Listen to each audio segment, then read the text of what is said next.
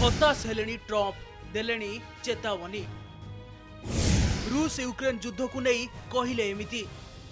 तृतीय विश्वयुद्ध को नहीं बढ़िला चिंता।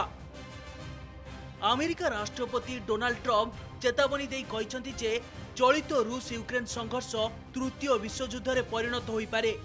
व्हाइट हाउस रे सांबादिकंक सह कथबार्ता करी राष्ट्रपति प्रकाश करिसंती जे गत मास युद्ध रे 25,000 लोक प्राण हराइथिले, जेउथिरे अधिकांश सैन्य थिले।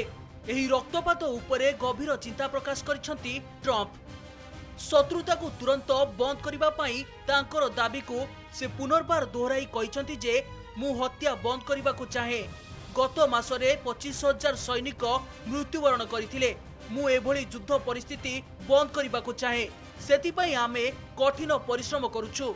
एपरि हेले खूब शीघ्र तृतीय विश्वयुद्ध भली स्थिति उपजी पारे एवं मु एभली परिस्थिति आसीबा को देबी नाही।